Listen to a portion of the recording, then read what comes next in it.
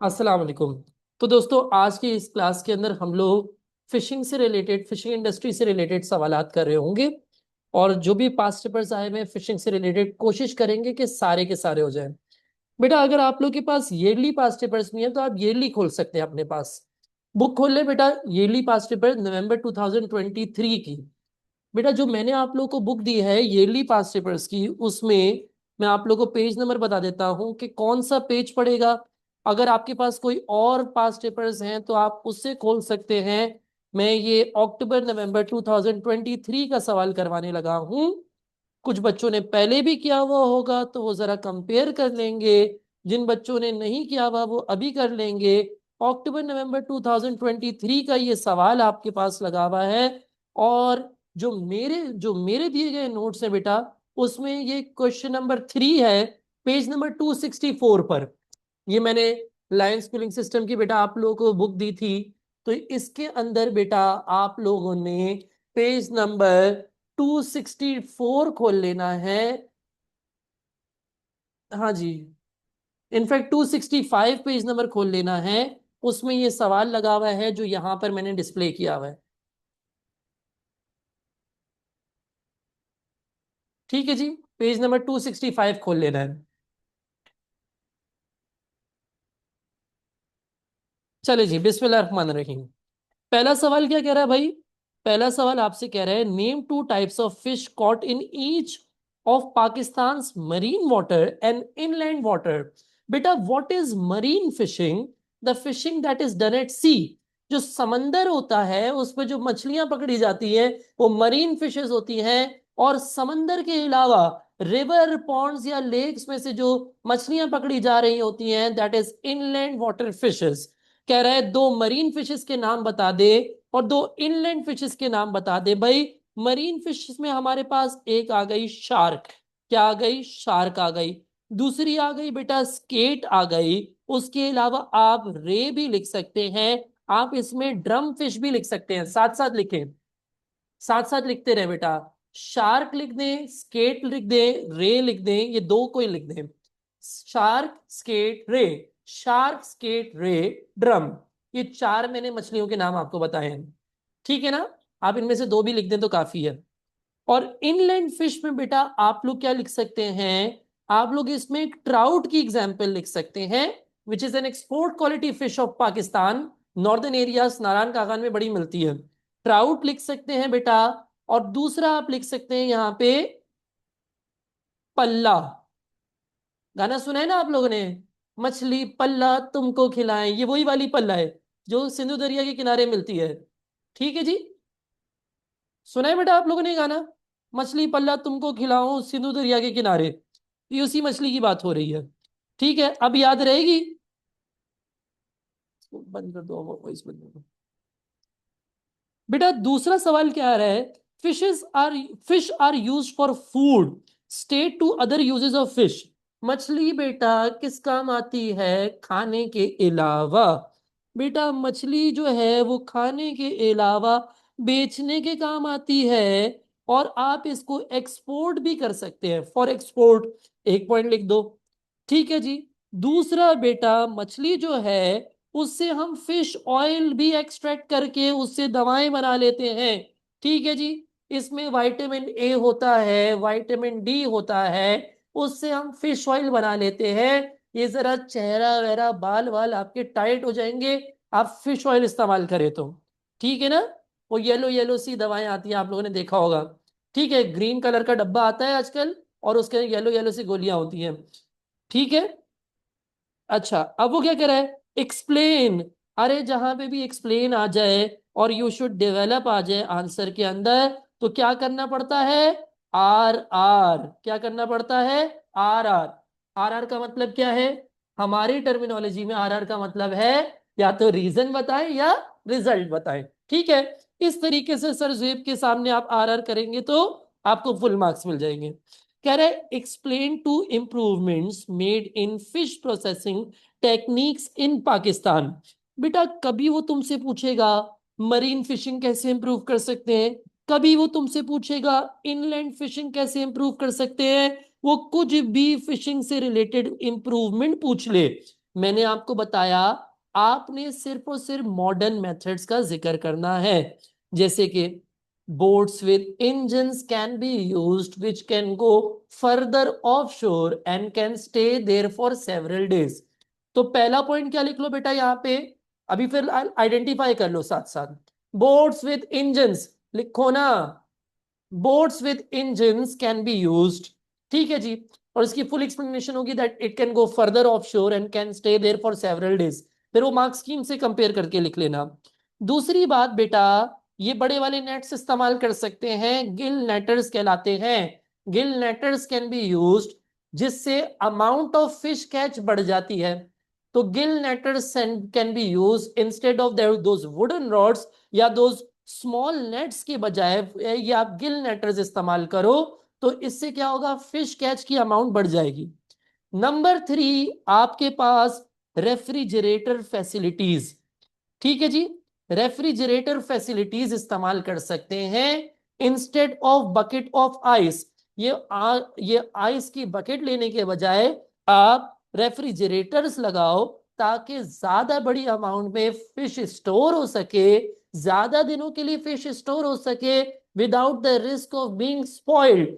Spoilage का risk कम हो जाएगा। और रेफ्रिजरेटर फैसिलिटीज क्यों जरूरी है, रीजन क्या है, रिजल्ट ये है कि स्पॉइल कम होगी या कम देर से होगी।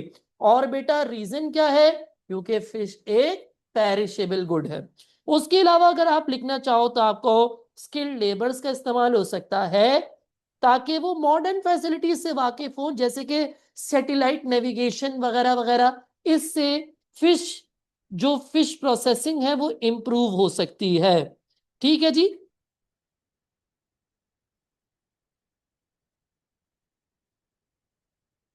उसके अलावा आप लिख सकते हैं बेटा कि हाइजीन स्टैंडर्ड्स को बेहतर बनाया जा सकता है।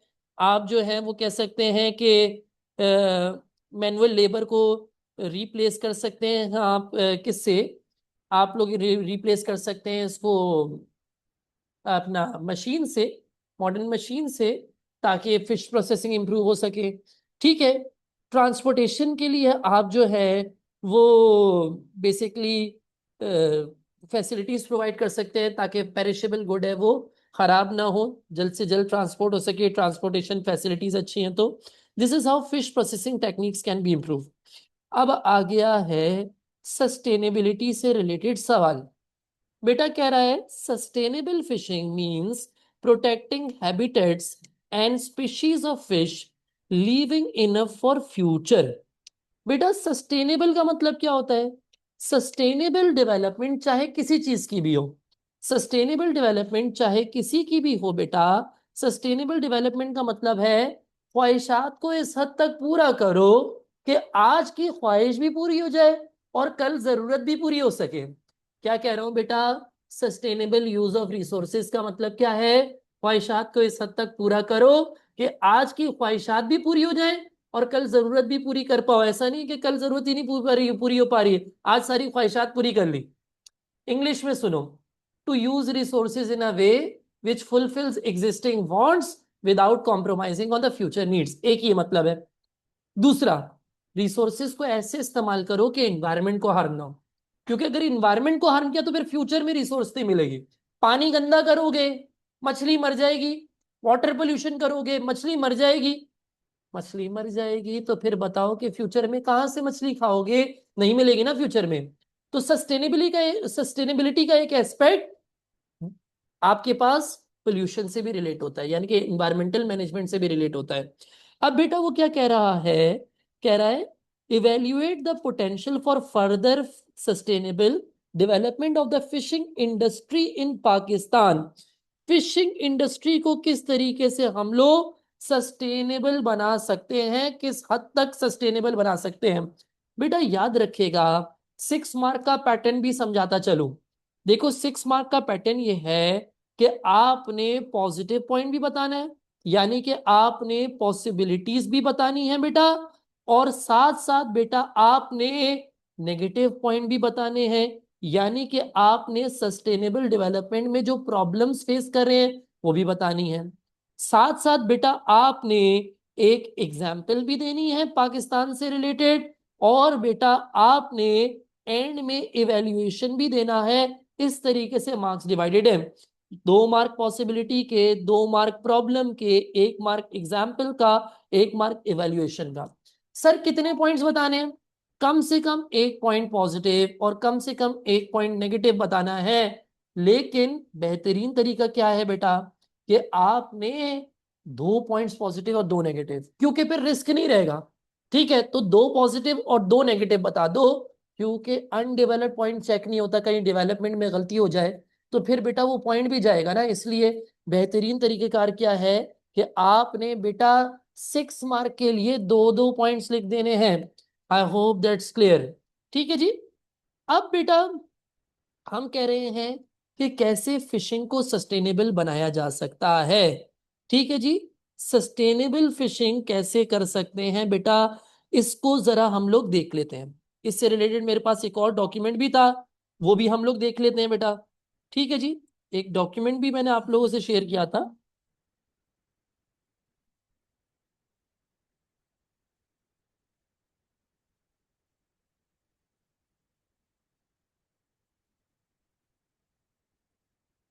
एक सेकंड रुक जाना बेटा। देखो बेटा, सबसे पहली बात, ये पॉइंट साथ साथ लिखते जाओ, ये पॉइंट साथ साथ लिखते जाओ बेटा। देखो हम लोग सबसे पहले तो अगर फिशिंग इंडस्ट्री को सस्टेनेबल बनाना चाहते हैं तो फिशिंग को सस्टेनेबल बनाना होगा, क्योंकि अगर फिश नहीं मिले तो इंडस्ट्री कैसे चलेगी। सही है। तो बेटा इसमें पहला पॉइंट लिखो that nets with larger mesh should be used. क्या लिखा है? Nets with larger mesh should be used in order to avoid baby fish being caught, in order to avoid baby fish being caught. Nets with larger mesh should be used to avoid baby fish being caught. बड़े सुराख वाले net इस्तेमाल करो ताकि छोटी मछली उसमें ना फंसे। सही है। छोटी मछली को अगर पकड़ोगे तो फिर फ्यूचर में मछली नहीं मिलेगी।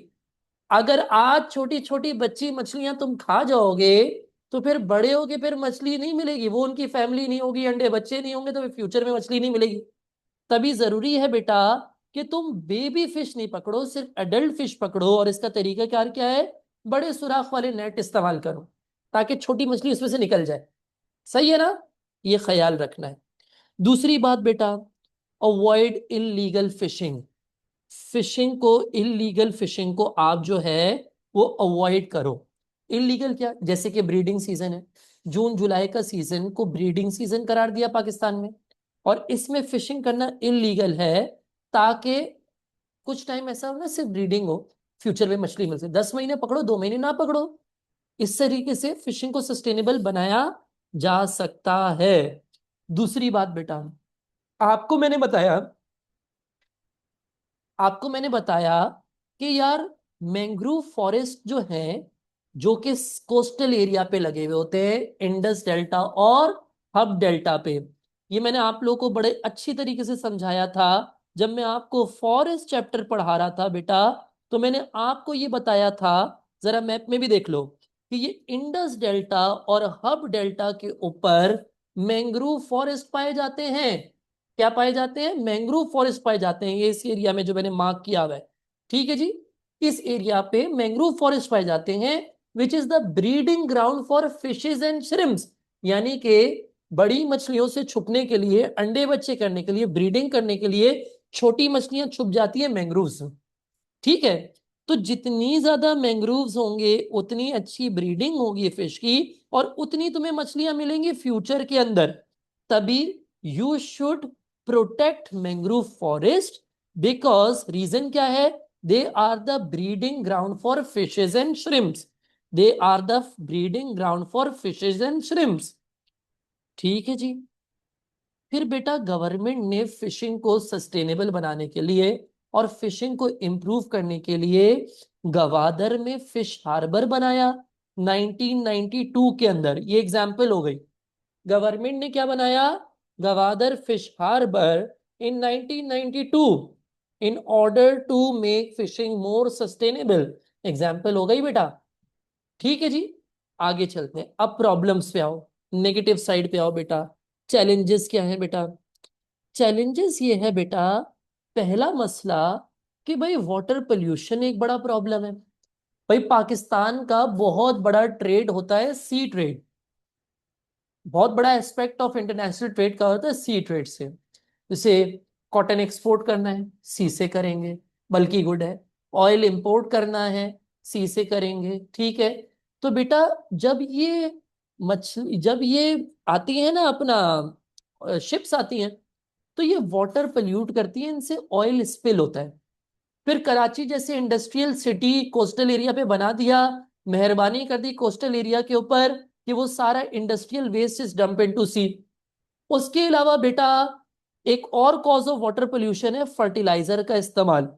Fertilisers are also drained into rivers, ठीक है। रिवर्स के अंदर फर्टिलाइजर बहा देते हैं, जिसकी वजह से वो यूट्रिफिकेशन का प्रोसेस मैंने आपको बताया था कि बेटा वो एल्गाई ग्रो हो जाती है, वो काई लग जाती है पानी के ऊपर, ऑक्सीजन पास नहीं हो पाता, जिसकी वजह से फिशेस की ग्रोथ नहीं होती, मर जाती है मछलियां, ठीक है। तो फिर फिशिंग इंडस्ट्री भी अनसस्टेनेबल हो जाती है।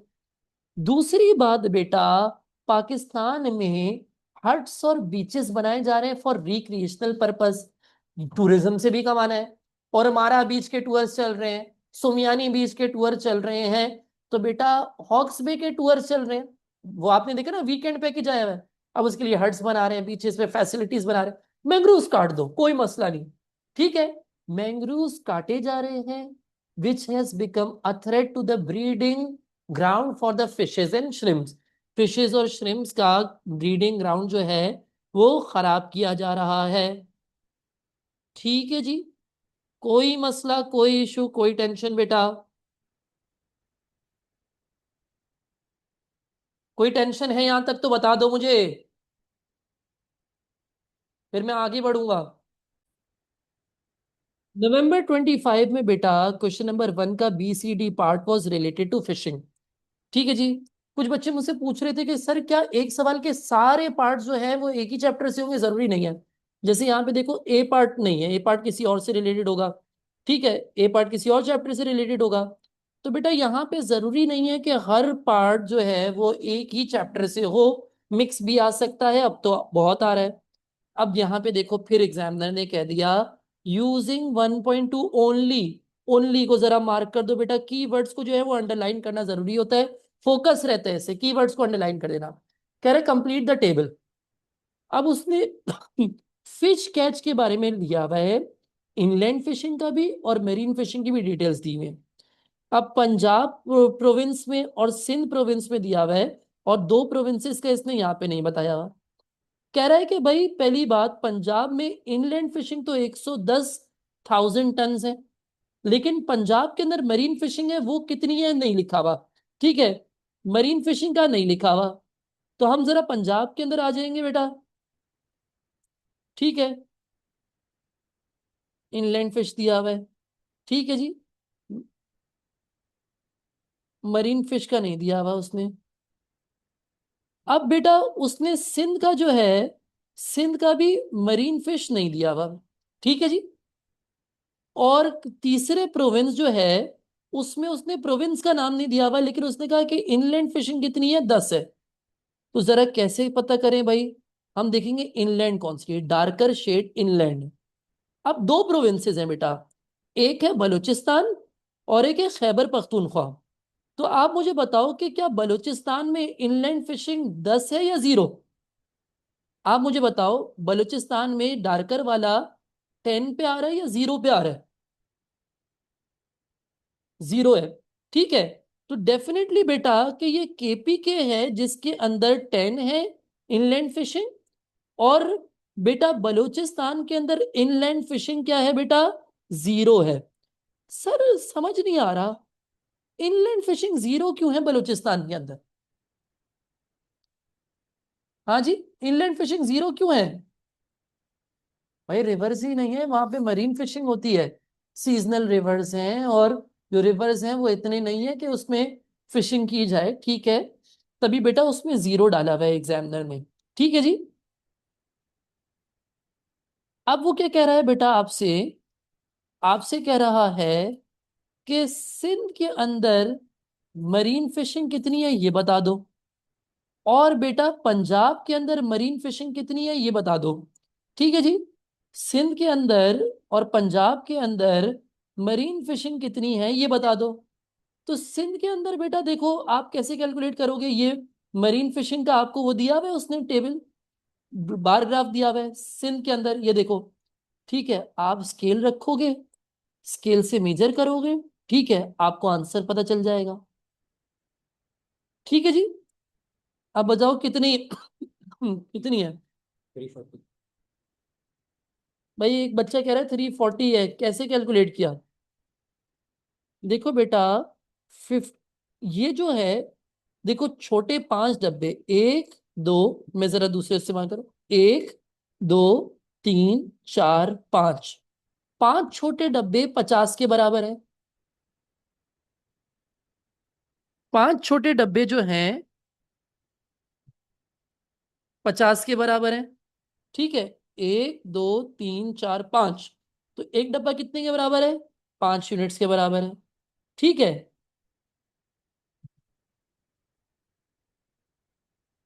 अब यहाँ पे 300 है, 5 10 15,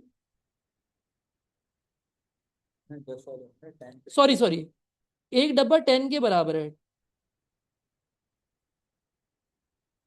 10 20 30 40 50, एक डब्बा कितने यूनिट्स के बराबर है, 10 के बराबर। पांच अगर 50 के बराबर है, 5 स्मॉल बॉक्सेस अगर बेटा 5 के बराबर है, तो एक स्मॉल बॉक्स 10 के बराबर है। यानी कि बेटा यहां तक 300 था, यहां तक बेटा 300 है। अब 310 320 330 और 340, तो यहां तक क्या हो जाएगा बेटा आपका आंसर, 340। ठीक है जी, आपका आंसर क्या हो जाएगा बेटा, 340।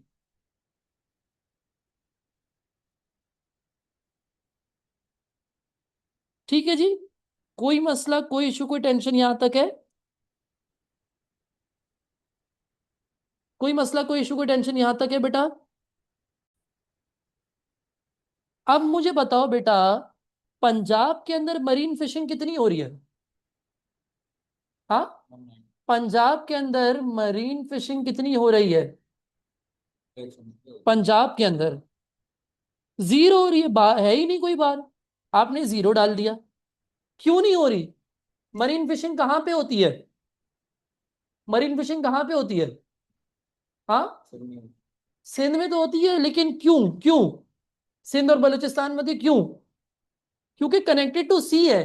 पंजाब में समंदर है क्या, नहीं है पंजाब में समंदर, जिसकी वजह से बेटा वहां पे मरीन फिशिंग हो ही नहीं सकती, जीरो है। अब बेटा वो आपसे क्या कह रहा है, calculate the difference in the amount of inland fishing caught in Punjab and Sindh. भाई वो कह रहा है पंजाब और सिंध में इनलैंड फिशिंग का डिफरेंस निकाल दो, सिर्फ इनलैंड फिशिंग का डिफरेंस निकालना है। तो भाई पंजाब के अंदर इनलैंड फिशिंग कितनी थी, 110, सिंध के अंदर कितनी थी, 180, डिफरेंस कितने का आ गया बेटा, 70,000 टन उसने आगे खुद लिखा हुआ है। 180 में से हमने माइनस क्या कर दिया, 110 माइनस कर दिया, 70 आंसर आ गया। कुछ मुश्किल है क्या, नहीं है। अब बेटा उसने क्या कह दिया, identify two fishes specifically typically found in inland water, यानी रिवर पॉन्ड और लेक में। अभी बताओ, अभी मिसाल बताई थी थोड़ी देर पहले, गाना भी सुनाया था तुम लोगों को एक का तो, हाँ, अभी गाना भी सुनाया था तुम लोगों को मैंने, सिंधु दरिया वाला। एक हो गया पल्ला, ठीक है, दो का है उसने,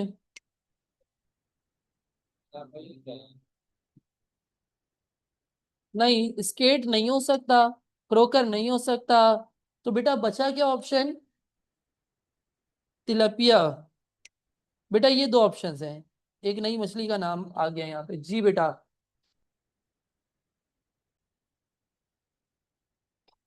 बेटा ये जो अभी मैं क्वेश्चन करवा रहा हूँ ये मैंने आप लोगों को भेजा हुआ नहीं है, यानी कि आपके पास बुक में नहीं है, ये मैं अभी आपको इसकी सॉफ्ट कॉपी भेज दूंगा, ठीक है ना।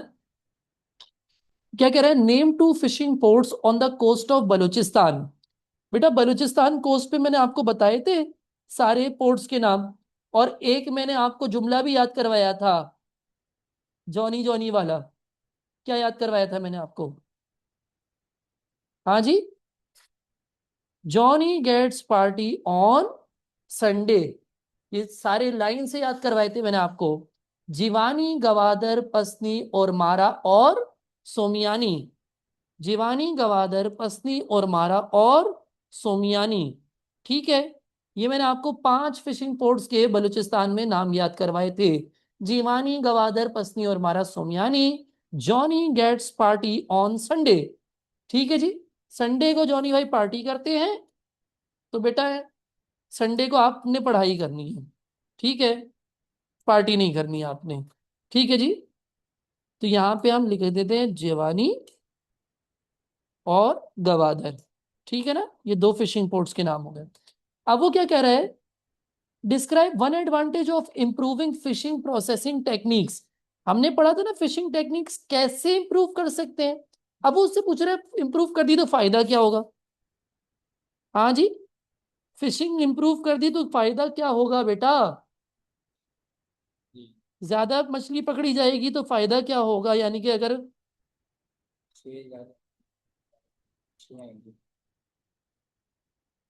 भाई एक बच्चा कह रहा है कि सर इससे एक्सपोर्ट्स इंक्रीज हो सकती हैं, तो उससे आपको फॉरेन एक्सचेंज मिलेगा। एक पॉइंट ये हो गया। दूसरा, आपके लिए क्या फायदा हो सकता है बेटा, अगर आप फिशिंग को इंप्रूव बनाओ करोगे, ठीक है जी, तो बेटा आपको ज्यादा वैल्यू एडिशन मिलेगा। ज्यादा वैल्यू एडिशन मतलब ज्यादा प्रॉफिट होगा। दूसरी बात बेटा, फिशिंग सस्टेनेबल हो सकती है। तरीके से फिशिंग करोगे तो सस्टेनेबल होगी, लॉन्ग टर्म पे तुम्हें फिशिंग मिलेगी। ठीक है जी, नेक्स्ट सवाल देख लो बेटा क्या है। Explain two subsistence ways of fishing methods. Explain two ways that subsistence fishing methods are different from commercial fishing methods. You should develop your answer. तो भाई जब हम लोगों ने अपने लेक्चर सुना था, मैंने आप लोगों को रिकॉर्डिंग भेजी हुई है, यूट्यूब पे अपलोडेड भी है सारे, तो हमने बेटा सबसिस्टेंस फिशिंग और कमर्शियल फिशिंग में डिफरेंस पढ़ा था। सबसिस्टेंस का बेसिक मतलब क्या होता है? ऐसी चीज जो अपने घरेलू जरूरत को पूरा करने के लिए किया जा रहा हो। ठीक है ना। और कमर्शियल फिशिंग क्या होती है? जो आप बेच रहे हो, कमाने की नियत से आप कर रहे हो काम। तो ये तो बेसिक डिफरेंस हो गया। और सेलिंग पर्पस जो हो गई बेटा, वो सबसिस्टेंस फिशिंग नहीं है, वो कमर्शियल फिशिंग है। और जो फैमिली नीड्स को पूरा करने के लिए जा रही हो, वो सबसिस्टेंस है। अब जाहिर सी बात है, smaller subsistence fishing smaller scale पे होगी क्योंकि फैमिली मेंबर्स लिमिटेड होते हैं। लेकिन कमर्शियल फिशिंग लार्जर स्केल पे होगी, क्योंकि उसमें आपको प्रॉफिट की नियत से करना है। तो प्रॉफिट तो तभी बनता है जब लार्जर स्केल पे काम करो। बेटा सबसिस्टेंस फिशिंग में सिंपल मेथड्स ऑफ फिशिंग इस्तेमाल होते हैं, क्योंकि इसमें आपके पास ना प्रॉफिट मार्जिन बहुत ज्यादा होता है कि आप मॉडर्न मेथड्स इस्तेमाल करो, ना ही आपको आउटपुट इतना ज्यादा चाहिए होता है। लेकिन कमर्शियल फिशिंग में मॉडर्न मेथड्स का इस्तेमाल किया जाता है, like boats with engines, like refrigerators या गिल नेटर्स बेटा, ताकि ज्यादा से ज्यादा आउटपुट हो और ज्यादा से ज्यादा प्रॉफिट हो सके। ठीक है जी, समझ आ गया बेटा बात? कोई मसला, कोई इशू, कोई टेंशन यहाँ तक नहीं है। लास्ट सवाल पे आ रहे हैं फिशिंग से रिलेटेड। ठीक है जी, 2 स्टेटमेंट क्वेश्चन है बेटा। स्टेटमेंट ए भी है और स्टेटमेंट बी भी है। बेटा वैसे तो 2 स्टेटमेंट क्वेश्चन के 2 तरीके कार होते हैं करने के। मैं इजियर तरीके से फॉलो करता हूं कि एक के पॉजिटिव्स बता दो और दूसरे के क्या बना दो, नेगेटिव्स बता दो। ठीक है जी। बेटा इसमें हमेशा एक चीज का ख्याल रखना। क्या चीज का ख्याल रखना? कि देखो पॉजिटिव पॉइंट सोचना आसान होता है, मुश्किल क्या होता है, नेगेटिव पॉइंट सोचना। तभी बेटा आपने पहले नेगेटिव पॉइंट्स को सोचना है कि भाई किसके अगेंस्ट लिख सकता हूं मैं, फिर चूज करना है। ठीक है ना, नेगेटिव पॉइंट्स पहले जहन में ले आना। पॉजिटिव सोचना बड़ा आसान होता है, यार मैं इसको चूज करूंगा। नेगेटिव में बंदा फंस जाता है। अब जरा सुनो। Expanding marine fishing is the best way to support economic development in Pakistan. That is the statement A. And दूसरा स्टेटमेंट है, expanding fish farming is the best way to support economic development in Pakistan. What is fish farm? That is also called aquaculture. जरा बेटा जो अगर बच्चे भूल चुके हैं हमारे, हमारे खास बच्चे भी तो होते हैं ना, जिनकी वजह से हमें फिर ये रिवीजन क्लासेस करनी पड़ती है बेटा। तो खास बच्चे जो है हमारे, उनको मैं फिश फार्म दिखा दूं। What are the features of fish farm? These are usually rectangular man-made ponds. Usually four ponds are made together. ठीक है? And they are separated by earthen wall. अर्थ जो मिट्टी है, मड वॉल से, इससे क्या करता है, सेपरेट किया जाता है। Trees are planted alongside the rivers for provision of shade. And poultry waste, जो पोल्ट्री का वेस्ट होता है ना बेटा, वो फिश फीड के तौर पे इस्तेमाल किया जाता है। तो मैंने आपको एक तरीके से फिश फार्म भी रिवाइज करवा दिया। ठीक है जी। फिश फार्मिंग किस में आएगा, मरीन फिशिंग में या इनलैंड फिशिंग में? मरीन फिशिंग में आएगा या इनलैंड फिशिंग में आएगा, बोलो भाई। हाँ जी, कोई जवाब क्यों नहीं दे रहा अब? इनलैंड फिशिंग में आएगा, बिल्कुल सही। ठीक है। तो एक तरीके से बेटा वो मरीन और इनलैंड फिशिंग का कंपैरिजन वाला ही सवाल कर रहा है, जो मैंने लेक्चर्स में आपको ऑलरेडी करवाया है। देखो वही सवाल आते हैं, थोड़ा सा वर्ड घुमा देता है। रिपीट होते हैं सवाल, ऐसा नहीं कि रिपीट नहीं हो रहे, थोड़ी सी वर्डिंग वो इधर उधर कर देता है। अगर आपने मेरा रिकॉर्डेड लेक्चर सुना हो, जो कि यूट्यूब पे भी डला हुआ है, तो उसमें मैंने ये वाला सवाल आपको करवाया था। देखो उसने क्या पूछा था, स्टेटमेंट ए में पूछा था, developing inland fish farming has greater benefit for the people and economy and is more sustainable. दूसरे स्टेटमेंट में पूछा था कि क्या developing marine fishing has a greater benefit for the people and economy and is more sustainable. तो यहाँ पे marine और इनलैंड वाला कंपैरिजन वाला सवाल हम पहले कर चुके हैं। और देखो यहाँ पे इनलैंड फिश फार्मिंग लिखा, वहां पे सिर्फ फिश फार्मिंग लिखा। तो सवाल रिपीट होते हैं, बस प्रैक्टिस तो किया हो तुम लोगों ने। अगर प्रैक्टिस ही नहीं किया होगा तो ऐसा लगेगा तो पता नहीं क्या हवा पेपर आ गया, जिन्नात भूत वाला पेपर आ गया, समझ ही नहीं आ रहा। लेकिन बेटा अगर अगर तो आप लोगों ने क्या किया है, अच्छी तैयारी की है, पास्ट पेपर प्रैक्टिस की है, तो आपको ऐसे लगेगा कि यार ये जो हम कल प्रैक्टिस करके गए थे, आज एग्जामिनर ने वही पेपर में दे दिया है। तो ये प्रैक्टिस के ऊपर है बेटा। अगर प्रैक्टिस होगी तो पेपर आसान आएगा, अगर प्रैक्टिस नहीं होगी तो पेपर मुश्किल आएगा, ये सिंपल सा लॉजिक है। अच्छा जी। अब जरा मुझे बताओ कि मरीन को चुने या फिश फार्मिंग को चुने? हाँ जी, मरीन को चुने या फिश फार्मिंग को चुने बेटा? मैं पर्टिकुलरली फिश फार्मिंग को सपोर्ट करना चाहता हूं, क्योंकि मेरे पास मरीन से रिलेटेड नेगेटिव पॉइंट्स बहुत सारे हैं। जैसे कि बेटा मरीन फिशिंग के, अगर मैं स्टेटमेंट ए के अगेंस्ट पॉइंट लिखना चाहूं, ठीक है जी, अगेंस्ट ए लिखना चाहूं मैं, ठीक है। अच्छा सिर्फ एक चीज समझ लो बेटा, कि जिस बच्चे ने आंसर ऐसे स्टार्ट किया ना, I agree with this statement, चमाट पड़ेगा। क्यों पड़ेगा? कंक्लूजन एंड में करना है, कंक्लूजन एंड में करना है, कंक्लूजन एंड में करना है। अभी मैं कैम्ब्रिज की रिसोर्सेज भी आप लोगों को शो करूंगा, जिसमें एग्जामिनर ने क्लियरली कहा है कि कंक्लूजन का मतलब कंक्लूड करना, अख्तिताम करना, आखिर करना। ठीक है बेटा, वो आखिर में करना है। जिसने यहां से स्टार्ट किया ना, आई एग्री विद, अरे नहीं यार ऐसा नहीं करना। ठीक है, ये एंड में करना है, अग्री या डिसएग्री एंड में करना है। ठीक है। अब बच्चे पूछते हैं सर क्या ए पहले लिखना जरूरी है या बी पहले लिखना जरूरी है? कुछ भी करो, बस कंक्लूजन एंड में करना है। ये मेरे जुड़े हुए हाथ देख लो, इस चीज का ख्याल रखना। ठीक है। अब बेटा आप लोग अगेंस्ट ए लिखते हैं, मरीन फिशिंग। बेटा मरीन फिशिंग कौन से प्रोविंसेस में पॉसिबल है, जरा जल्दी से बता दो। In what provinces, in which provinces marine fishing is possible? Sindh में और बलूचिस्तान में। बेटा बलूचिस्तान में फिशिंग डेवलप करने में क्या क्या मसले मसाइल आएंगे? हाँ जी, बलूचिस्तान में फिशिंग डेवलप करने में क्या क्या मसले मसाइल आएंगे, जरा मुझे बता दो बेटा।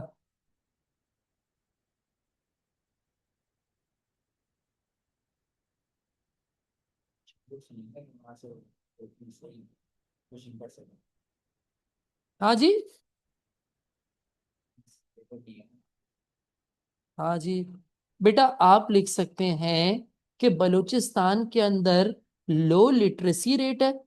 ठीक है जी, लिटरेसी रेट लो है बेटा, जिसकी वजह से there are lack of skilled labours. ठीक है जी, स्किल्ड लेबर मार्केट के अंदर शॉर्ट है। ठीक है जी, ये एक बड़ा मसला हो गया।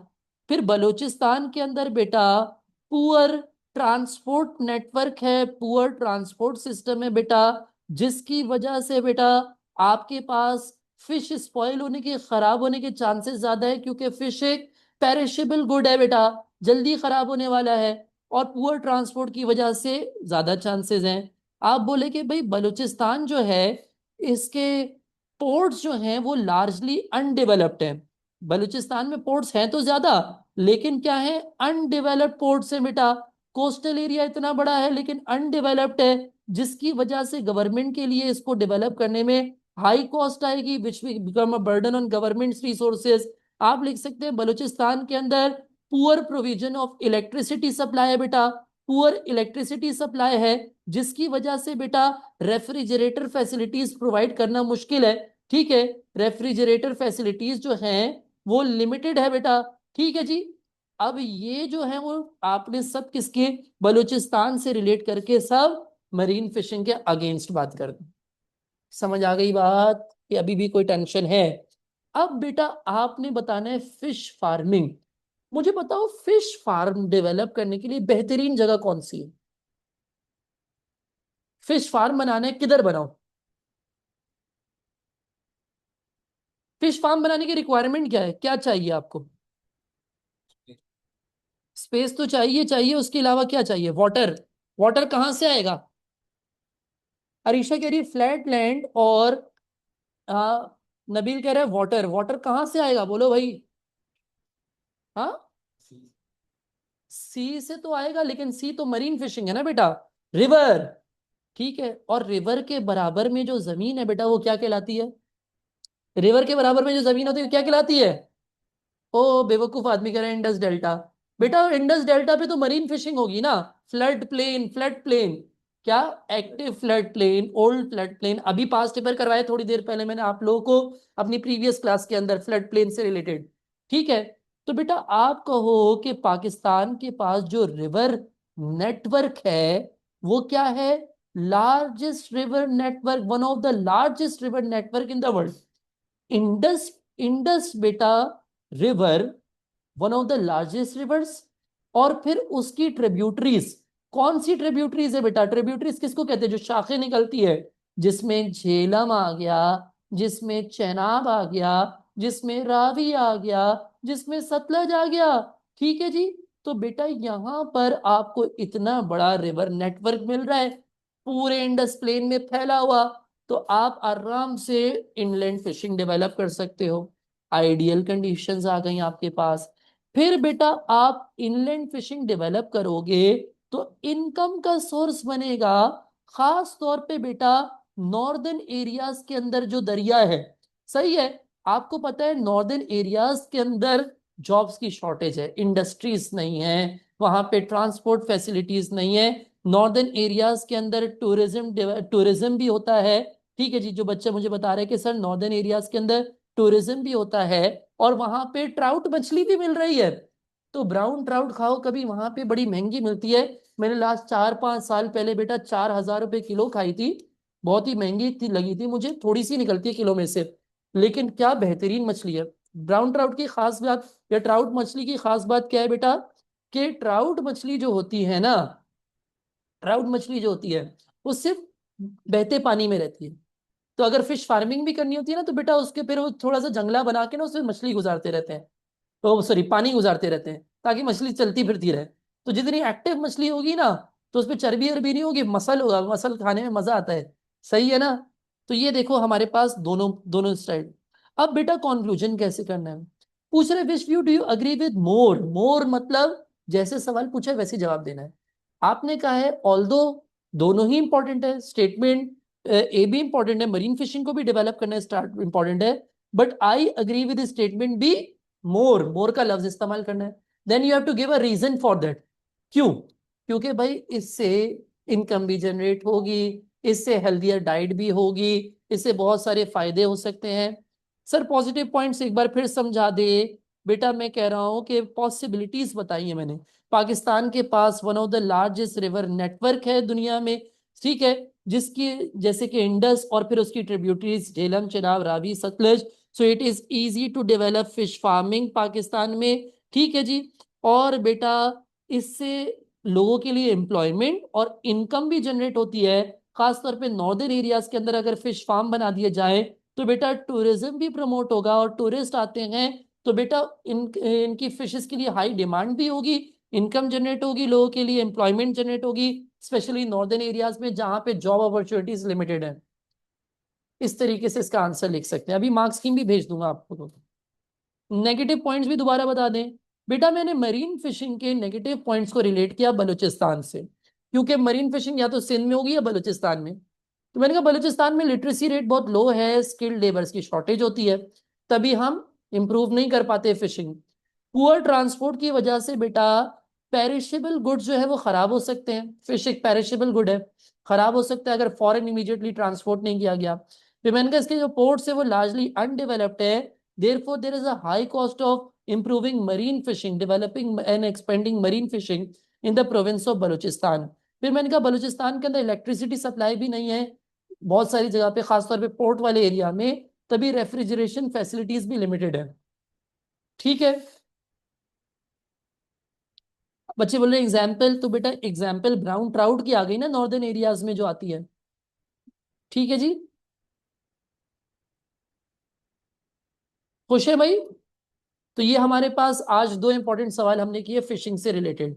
बाकी सवाल आपको वहां से मैंने इवन जब लेक्चर कराया तो उसमें ऑलमोस्ट सारे सवाल करवा दिए थे, तो मेरे यूट्यूब पे जो लेक्चर है आप वो भी देख सकते हैं for other past papers of fishing.